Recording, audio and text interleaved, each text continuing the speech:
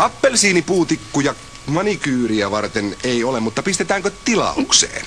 Mites, onko kynsilakkari? Asiahan on sitten sille selvä, señorita! Päästäänkö se hivelemään Ossin komeita lihaksi?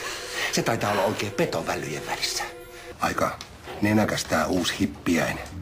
No, yksi lommo tässä kyljessä ei mitään haittaa. Nämä on ihan hyviä säilykkeitä. Ei näistä mitään alennusta anneta. Mä en mitenkään voi olla sun isäs. Eikä Liisa sun äitis. Ismo! Ismo! Kuulit sä? Mitä? Joku kolahti. No ei kai. Kyllä! Ismo Laitela pitää katkerana, kuinka romanssi edistyy. Tästä mun luottokorttilaskustani. Tässä nyt on varmaan 1-0 liikaa. Kattokaapa sitä laskualareuna. No joo, nää talkkarihommat, nää vastaa joskus punttisalitreeni. Kuka suomalainen mies tosissaan haaveilee jostain turvekylvystä tai... Ja mene sinä aikas kuluksi vaikka hinkkaamaan noita lehtihyllyjä. Kirsikka, peruna, muussi, tomaatti, nakki, mozzarella, kiisseliä.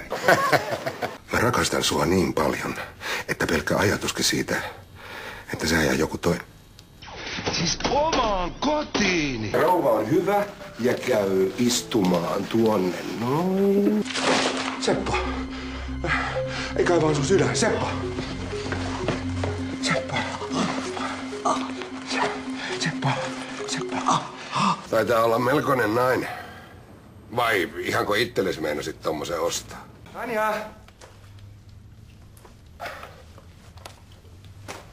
Tanja, oot sä täällä? Tustitte kyytiin. Tää teki oikein Edvardtia. No, tää oli vasta alkulämmittelyä.